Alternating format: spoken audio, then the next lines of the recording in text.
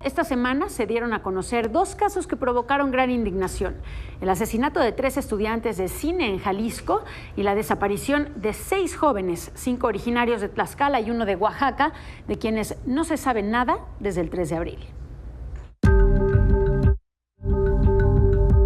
El asesinato de Javier Salomón Aceves Gastelum, Jesús Daniel Díaz García y Marco García Ábalos, 3 jóvenes estudiantes de cine, sacudió de nueva cuenta a la sociedad mexicana, porque pasaron a formar parte de la estadística de los más de 3,000 desaparecidos en Jalisco.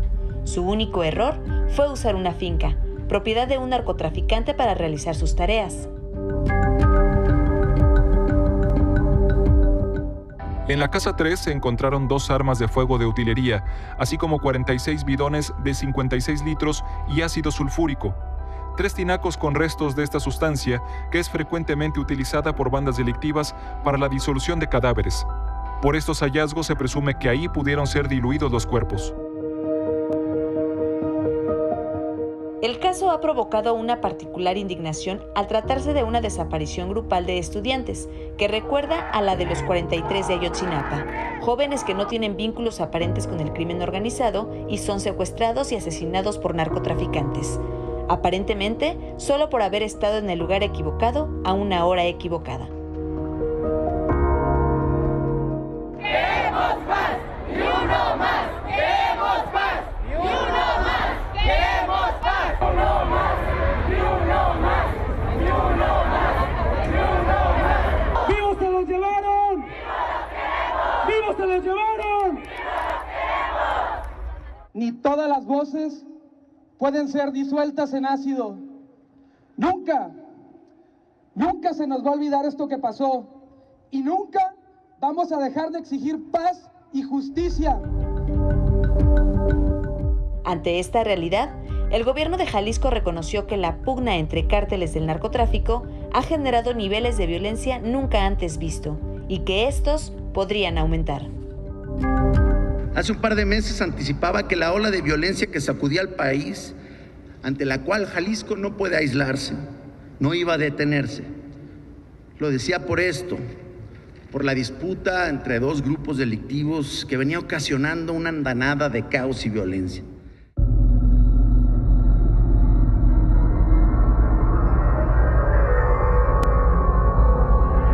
A esta tragedia se suma el caso de 6 jóvenes desaparecidos en Veracruz, según la Fiscalía de Oaxaca.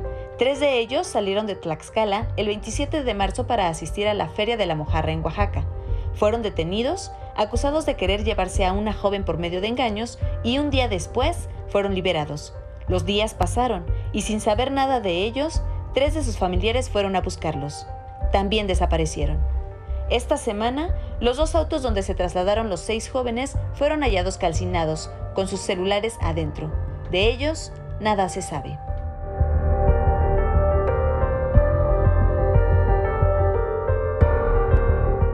Milenio Noticias.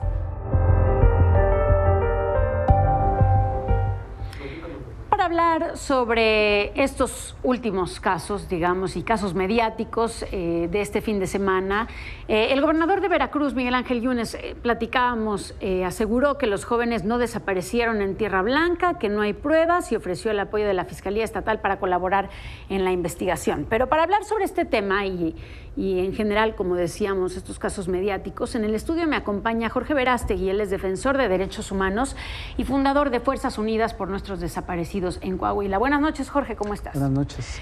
Gracias por venir el día de hoy, antes de que se sumen más casos, o más bien, como platicábamos fuera del aire, de tantos casos que no sabemos, y como mencionaba ahora, estos que son, digamos, más mediáticos y tienen la atención de la audiencia en general, de la sociedad.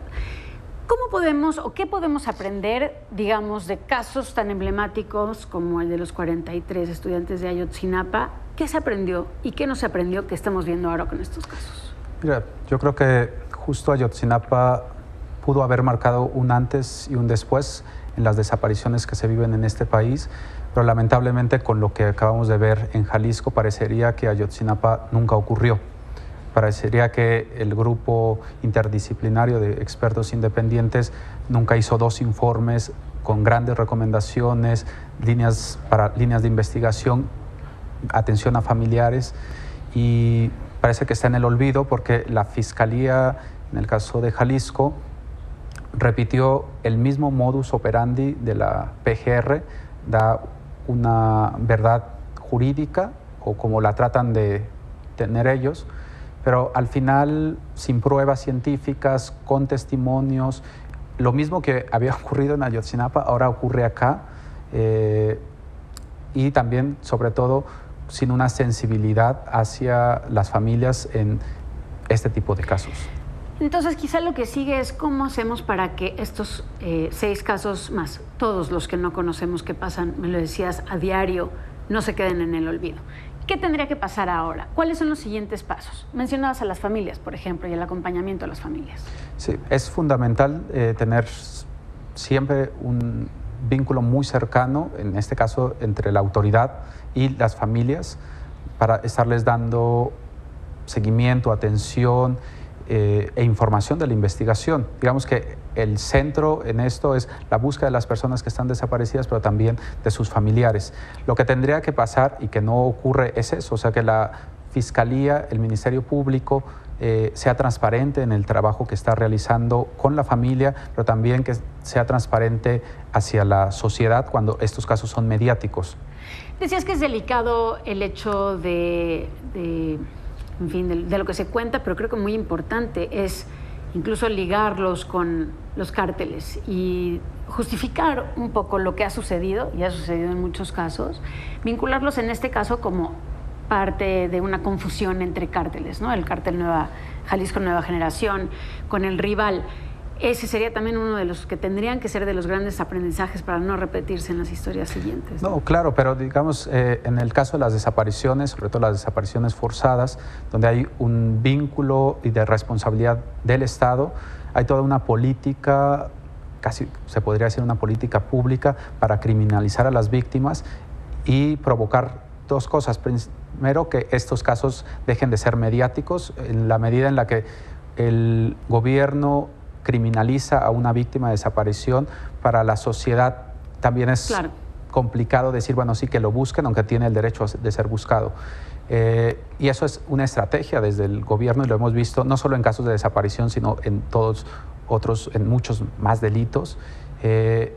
Y la consecuencia es eso, o sea, decir, bajemos mediáticamente esto, y va al montón de casos. O sea, tenemos un registro de al menos 35,000 personas desaparecidas que no se mediatizan como estos casos, pero que sufren lo mismo, sufren criminalización y una ausencia de investigación y de búsqueda efectiva.